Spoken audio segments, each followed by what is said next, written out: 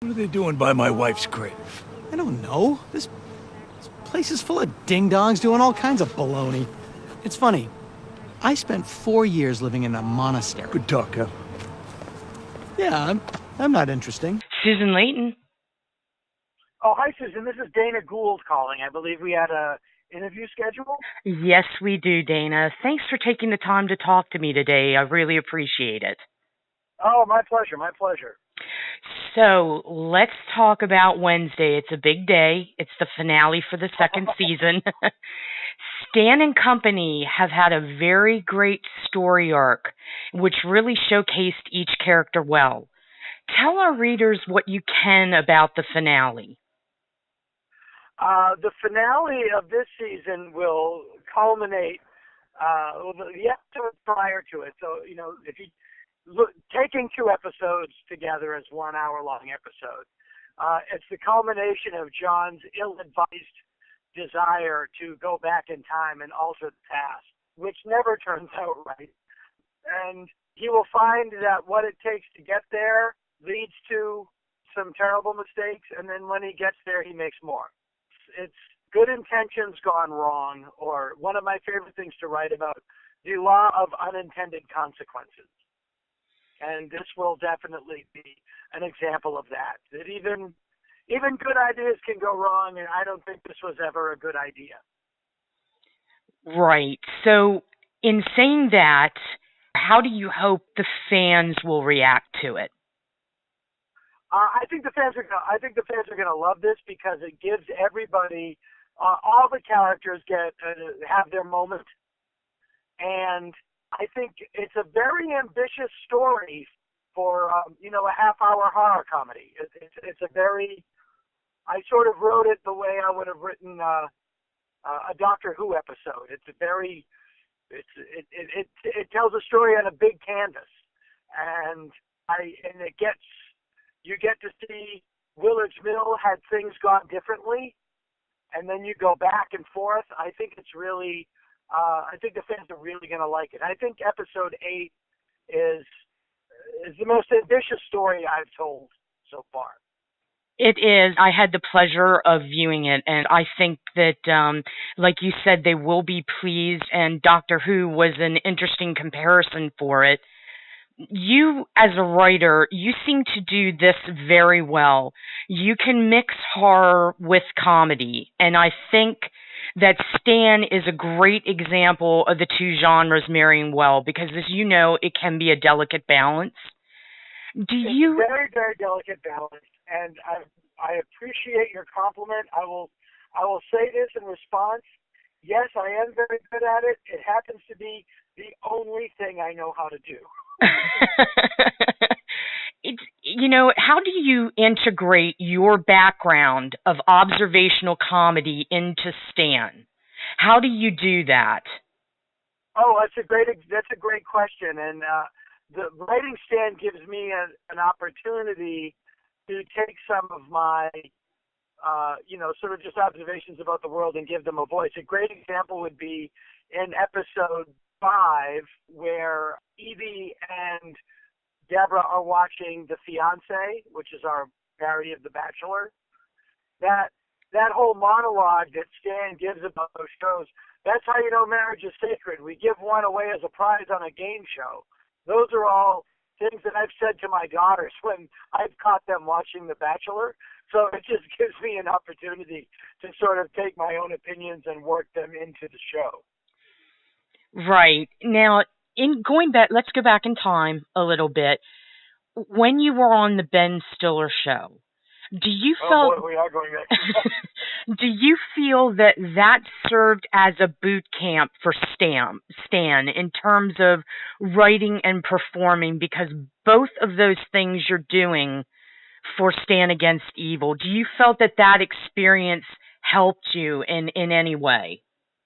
There's no question, and really what I learned the most on the Ben Stiller show that really set the template for Stan was how to take things that I was interested in and turn that into a piece of comedy or a piece of entertainment. How it wasn't just second guessing what the audience wanted to see. It was taking things that I was interested in. At the time of the Ben Stiller show, I was at a brief period where I was really into the Doors. I'm not proud of it, but some people get into drugs. I just get into bad music. But out of that came Oliver Stone land, and it gave me an opportunity to sort of include the stuff that I was into at the time. And that was really what Stan is. I'm a big horror movie fan, and this gave me the opportunity to sort of take this stuff that I love and live in that world, while at the same time I get to be funny, which I sort of have without I sort of have no option when it comes to that. It's very hard for me to write anything and not try to make it funny at the end of the day. You mentioned that you are a very big horror geek, and we can tell that because there was definitely an homage to American Werewolf in London with the Werepony episode. Oh, absolutely. What movie or television show for you started your love affair with monsters and horror? Dark Shadows, and I got into it when I was about 4 years old. My older brothers used to come home from school and watch it when I was a kid. And I remember watching Dark Shadows when my mother has confirmed this, I was 4, 5, and 6 years old. And I would watch it with my brothers. And so much of Stan has been influenced by Dark Shadows. The color palette is the same. The music is very evocative of it. And then when I was about 10, 11, and 12, there was a show on called Kolchak the Night Stalker with Darren McGavin, and that cemented it for me. And then I also grew up watching the Universal classics, those horror movies when I was a kid. That was really what sort of set the die for Stan. Right, because you can definitely see Kolchak the Night Stalker within Stan. Definitely, with the way that you use the monsters. And I know in a previous interview you said you're just dying to get the moss monster into Stan in some fashion. Yes, I am. I actually have I have a very good idea for next season as to how that can happen. Now that you mention it about next season, now I know that season 2, it's almost, it's over on Wednesday, but in terms of getting the show prepared for season 3, do you have an idea of the general direction that you want to go in? Okay. Absolutely. Yes, very much so. And the general direction I can tell you now is what I'm so lucky as a writer because in addition to working with other great writers like Jessica Conrad, who wrote the script for the finale of the episode 8, in addition to having great collaborators as writers, I have this amazing cast that are it's really a repertory because they get to play so many different things. They all get possessed. They all become demons. They get to play so many things. What I think will be the really interesting arc for season 8, once we extricate ourselves from the corner that I paint us into at the end, which I do every season, is I'd like to see Janet and John flip roles, not personalities, but Janet is the very open-minded one and John is the hard-ass. And based on these experiences that they've had in this season, I'd like to see that flip, and I'd like to see Janet try to exert a little more control as sheriff and try to bring this whole situation to a head. And John's experience is going to sort of force him to play contrary to his natural role, and he's going to have to be a little more open-minded. Scully becomes Mulder, and Mulder becomes Scully. That's basically what I think season 3 should be about. That's funny that you should mention that because as you were talking, I was thinking that was the same thing, the same idea that you were going toward because the X-Files toward the end sort of became like that where Scully was starting to be the believer and then Mulder was doubting. And looking at the X-Files, because there are some parallels along with Kolchak to Stan. Oh, totally. The X-Files was admittedly was also influenced by that. Frank Spotnitz is a huge Night Stalker fan. Right, along with Chris Carter, too. I think they grew up watching the show. Yeah. You know, Frank actually did the reboot of it. Okay. In 2006 or 2008. That's right, with Stuart Townsend. Okay. Yeah, we don't like to talk about that. No. No, that's best left in the dark somewhere.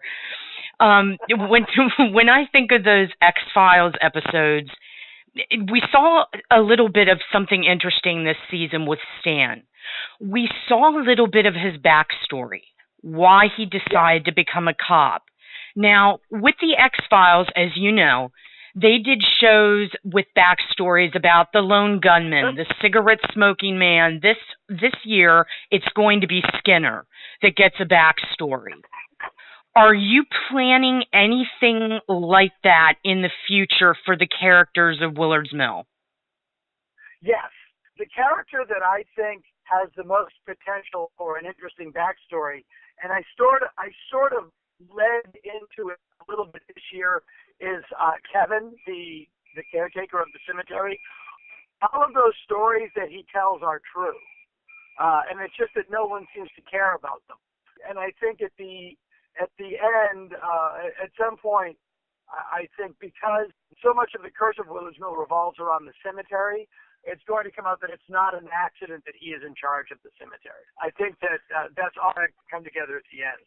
You have to keep Evie sort of pure in the backstory because she's the audience's eyes in to the show, and so she is standing in for the audience, and you kind of have to keep her devoid of those influences because that pollutes the audience's perspective. Right. And it's interesting when you were talking about Kevin and you said it's very apparent why he is the caretaker of the cemetery, and it almost gave me a Shining type feel when you said that. You know, I was very compelled watching Kevin speaking to Evie at the grave.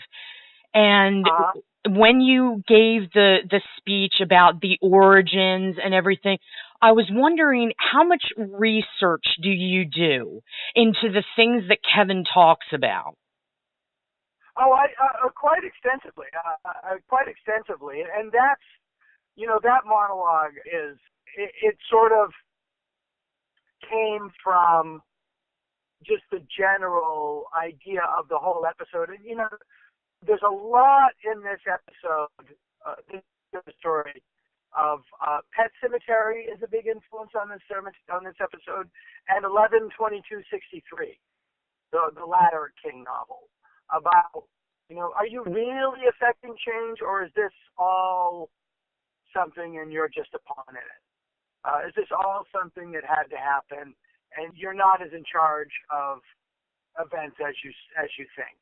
Pet Cemetery is the best horror novel about the law of unintended consequences. And 11/22/63 is really a great example of you're not really in charge of this as much as you think you are. And I thought it was interesting for, you have these people in small towns that you see walking around all the time, and they all have stories, and they all have these interesting stories, but you never talk to them or see them because they're just these ubiquitous people in front of you in the grocery store. And I thought that was an interesting thing to play for Kevin, that people think he just digs holes, but actually he's had this wealth of experience and this wealth of insight. But he doesn't. It's like, why didn't you never tell me? It's like, well, you never asked. I thought that was an interesting place to take him. Because Kevin does have some interesting bits that he lets out, especially with the Demon Baby episode, when he's talking to Denise about that experiment that he was involved in, which was really compelling. With Denise and Kevin, and it really happened to him. He's not spinning stories. All these things really happened to him. The reason that he works in the cemetery is because he's been through so much. That's all the stress he can take at this point. No doubt. I mean, if he was involved in that type of experiment, no doubt. Yeah. And then he lived in a monastery for a while. Wow, that's very varied. A monastery to a cemetery caretaker. Yeah. There's the wealth of a backstory there. I can't wait to see what's going on with him in future Yeah. episodes. Yeah. And some of the fact that people keep cutting him off. Uh, Nobody really cares. with Denise and Kevin, because I know that the fans are very interested in them, almost like a Mulder Scully type Yeah, interest. that's exactly it. And no one is more surprised than me. Really? And I play Kevin. Wow. Yeah. Yeah, no one was more surprised than I was. Do you tend, because you know the interest is there, are there any plans for future episodes to kind of see more of that develop? Oh, yeah, absolutely. I believe in surprising the fans, not writing backwards. I thought the thing that killed the Star Trek movies was the next gen movies. Was basically the fans wrote them. Like, we want this to happen, then we want this to happen. We don't want this guy to die, then we want this to happen. And I thought that takes the life out of them. So I don't like to just make a laundry list of things fans expect and serve it up. But that's a situation where, and I think it's more people love Denise so much that they want her to be happy, and if she likes this guy, that they should be together. I absolutely think that there's a life for these two characters together, but what that then does is put Kevin more in Stan's orbit. And Kevin and Stan have a very strange relationship, and I think it's also because John and I as people have a good relationship. Stan's not somebody that John normally would like, but there's a bizarre sense of respect there because they're both civil servants, and I think that we'll see more of that. That sounds very interesting to explore. You know, suddenly he's dating your daughter, and things get very different. Yes, definitely. When you talk about you just talked about the relationship with Stan and Denise. When most people think of their parents, they don't envision them as stars of a horror comedy show. But you, on the other hand, your father inspired Stan. What was it about your father, Dana, that made you sit and think, Dad would be great as the focal point for a show that I want to pitch? Well, it was actually it was because he was so wrong for it. I wrote a pilot for ABC called Nolan Knows Best, and the premise of that show was essentially, what if my father came to live with my wife and my kids and myself? That pilot that made Brian, I played myself, Brian Denny, he played my dad, and the show didn't go to series, but it did get made. And when I saw the show, I realized that although the series didn't go, that the character worked. That you could have this really kind of intemperate, old school, misogynistic guy, but if it was flawed enough, people would still like him. And so I thought, well, then to me, what I want to do is take him and put him in a situation where what if I just took that character and put it into a show where he didn't belong? What if I just took that character and put him in a show where he shouldn't exist? What if I took that guy and put him into the X-Files? What if Dana Scully was partnered with my dad instead of Mulder? But he's still a real person, and everybody would have to deal with him. That was basically the origin of the show. It was quite that simple. What if I just took this character and put him where he shouldn't be? But people had to deal with him anyway, and that was how the show came about. Okay. So it wasn't that he did fit; it was that he so didn't fit. Right, and that's perfect explanation for that. You can clearly see that with Stan, that like John McGinley said, for the first season, his motivation for Stan was get to the chair. Yeah, get to the chair. Sorry, my GPS came on. John's a real actor. And he has a very disciplined method that he works through. And for John, what motivated Stan is the motivation under everything. And for John in the first season, it was get to the chair. That's all he wanted to do. He was forced into retirement, so screw you. Now, with the second season, he has a very different agenda. And his agenda for the second season was to get whole, to reunite with Claire and become whole again. And that's what motivated him in the second season. But not every episode in the second season was based on that journey. So what John had to do was, what he came to is, part of a journey, part of preparing for a journey is to rest and prepare. And so what he's doing in those other episodes is preparing for this journey that he knows he's going to make. So he's a very serious, dedicated craftsman. And the reason the rest of the cast is all, nobody's phoning it in, because from, that's sort of the examples at the top of the cast are so, everybody on the show is such a pro, and that's not an accident. When you're talking about the episode arcs and like the evolution of Stan's character that we just spoke about, some shows, when they go on in perpetuity, as you know, there's that theory of how do we not jump the shark? Do you ever think about that? Oh yeah. Every time I start a script, I'm afraid I'm going to jump the shark with it. I think, to me, the shark will remain unjumped as long as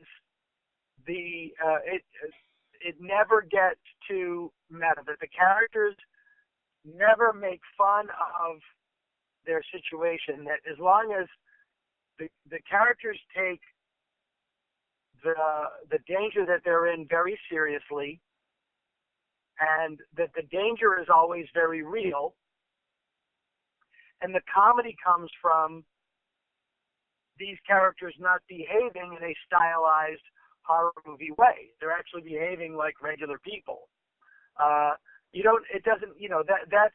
That's the American Werewolf template. Like, the reason that movie is funny is because the guys don't act like they're in a werewolf movie. They act like regular guys. That's where the comedy comes from. And the same thing is true of Stan. These people don't really behave like they're in a horror movie, but a horror movie is happening around them. And that's, to use a 50-cent word, that would be the algorithm of the show. Do you think that's why people identify so well with Stan and with Evie and Denise and all the other characters that are caught up in this chaos that really isn't? Yeah. Yeah, because they behave in the way that an audience would behave. It's the reason that Brody is so important in Jaws, because Brody is the only one that's afraid of the shark. In the way that the audience would also be afraid of the shark. Hooper is fascinated by it as a scientific anomaly. Quint is dedicated to killing it. Quint is basically Ahab. Brody is the one that people relate to, because he's the one that's like, what the hell is going on? Where's the Coast Guard? We got to get out of here. And that's why that character is the one that people relate to the most. People who relate to Stan, it's because in these situations, you would still be making wisecracks. You would still be nervous and scared. No one's brave in the show. They're only brave out of necessity. They're only brave when it's self-preservation. It's interesting that you say that, because I talked with John yesterday, and he said a lot of the impetus behind Stan is doing the right thing is because he doesn't want to have to hear about it if he doesn't do the right thing. Yeah, exactly. It's easier to just do it than to explain why you didn't. And it's what is the shortest distance between me and not having to hear it. That's absolutely Stan's motivation. And that was the original the origin with putting my father into this situation was my brothers and I used to have a joke, a bit we used to do about our dad. You know, we all watched horror movies as kids. We were all horror kids, you know. We all watched the same movies. And we used to joke that if our father was one of the pilots in King Kong that was trying to shoot him off the top of the Empire State Building, that he would continually fly away and check the score of the baseball game and then fly back and fight for a little bit and then fly away and check the score again. You know, and that's really thin. That's like, yeah, but what's the game's on? Give me a minute. That's absolutely where that came from. It's a very, very simple idea. What's interesting about Stan is that there's a lot of outrageous dialogue that he says. Now, I know that John had mentioned yesterday that there was, and you had mentioned on the live tweet last Wednesday, there were a lot of things that happened in the car with the crow that couldn't be used. So I wondered, yeah. Dana, how do you circumvent the censors and yet retain that comedic sensibility that works with Stan? Well, I actually think I think that without the censors, it wouldn't work. You know, comedy to me works best in a box. Comedy works best when you are up against rules that you can't break, and the tension comes from going right up against the rule. I'll give you an example. At the end of the Fiancé episode, Girls' Night. At the end of Girls' Night, when Evie breaks out of her spell, she goes, "What the fuck?" And Denise goes, "You're probably wondering what happened." The censors kicked that back. She can't do that. And we fought them on it and said, well, no, she's not saying the word. There's nothing wrong with that word. And eventually we won. But had she just been able to say what the fuck, it wouldn't have been funny. You know, it's funny because you're up against limitations. I am a big fan of limitations. Budgetary limitations force you to be creative. Censorship limitations force you to be creative. You know, when you can do anything you want, I think it takes a lot of the air out of it. Now, you're talking about being creative and how that helps you be creative. Yeah, definitely. I know that you've done a lot more than just write. I know, once again, reaching into the past, you directed a short film in 2003, Soulmates, and I was wondering if in the upcoming seasons of Stan, are you leaning toward perhaps directing an episode or two? Honestly, no. I mean, I will if Rob gets sick. But, I mean, the beautiful thing about television is I direct where it counts. I can talk to the actors and modulate the performances, and I can make sure that the jokes play. And then the directors, you know, I don't know lenses, I don't know setups. Jack and Justin and Rob and Timothy Burton, they're much better at all that stuff than I am. And you know, if I was not allowed to modulate the performances, I would become a director to be able to do that. Billy Wilder didn't become a director because he had a great lust to direct. He wanted to protect his scripts. The beautiful thing about television is, on an episodic television, I have the final say on the set. So I can get in there and make sure that the performances are where I want them to be, and then Rob and Jack or Justin can set the cameras and direct the action. So I'm a big fan of letting people do what they're best at, and getting out of people's way. If I was in a situation where the director was rewriting my dialogue and mangling the scene, and I was powerless to stop it, that's probably what would propel me to step forward and become a director. But even then, I would be leaning on my director of photography a lot. In Soulmates, I leaned a lot on my director of photography, who has since gone on to become a very well-regarded television director, Victor Nelly.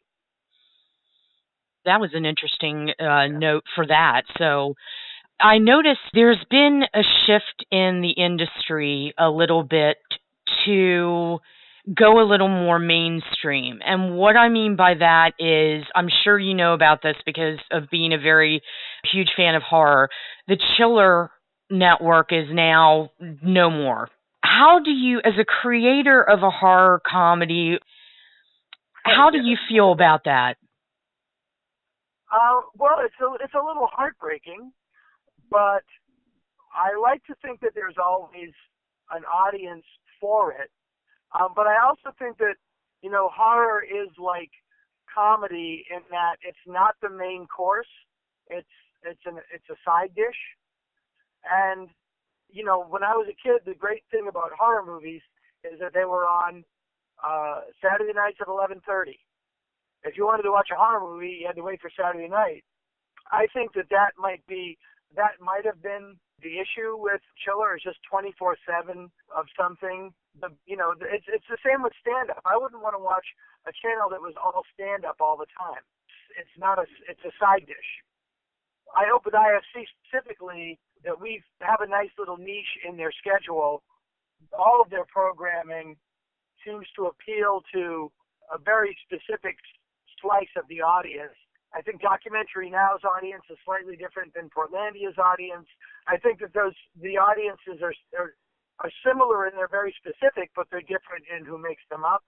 And so I look at their schedule as a color wheel, and I would like to think that we have a place in that wheel. Now, that being said, you know that you have a tremendous fan base out there for Stan.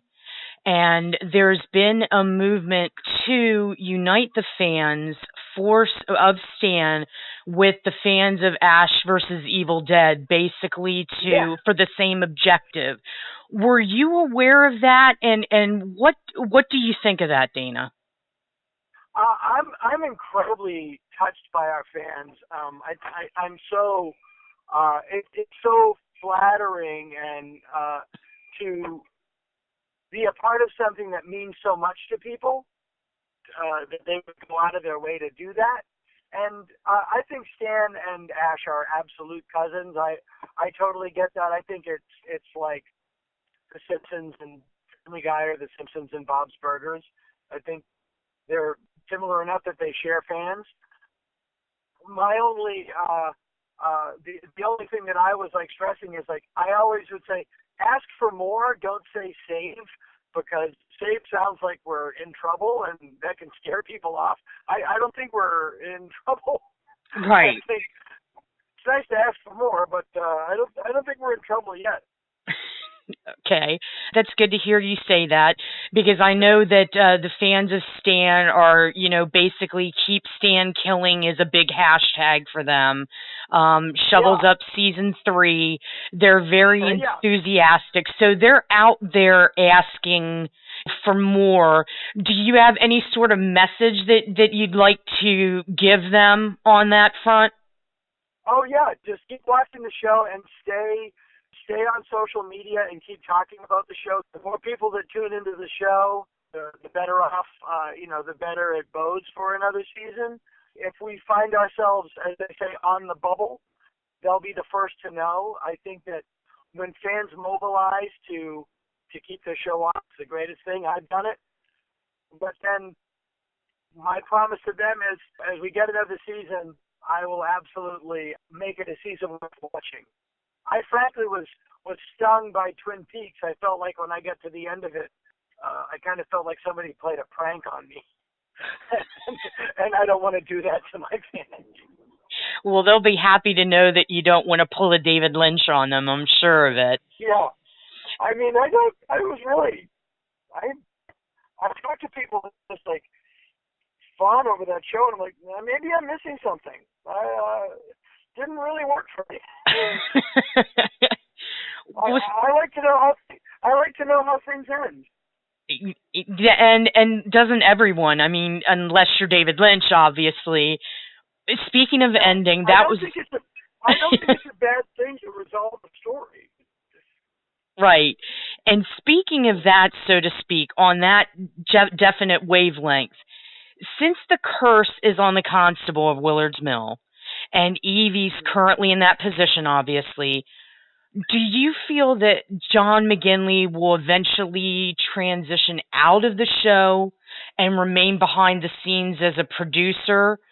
Like, what is the plan for his character? I know you can't give a lot away, but you must have some Yeah. sort of, yeah. I don't. I mean, the show was the heart and soul of the show to me is the interplay between John and Janet. They're both cursed because they were both the sheriff. I think that they are sort of tied. I know what happens to Stan at the end of the show, and I'll just leave it at that. Right. Okay. Because I know that question came from the fans being curious about, well, Evie's currently in that position. It is called Stan Against Evil. So I think there was some question about that for you as the creator. Yeah, I think that. I think there's a show there without Stan. I don't know. To me, the heart of the show is, Stan and Evie are Mulder and Scully, and without Mulder and Scully, the X-Files wasn't that good. That's the heart of it. Is there another show there without Stan? I think so, but I think that's a different show. I think is there a Willards Mill Sheriff's Department?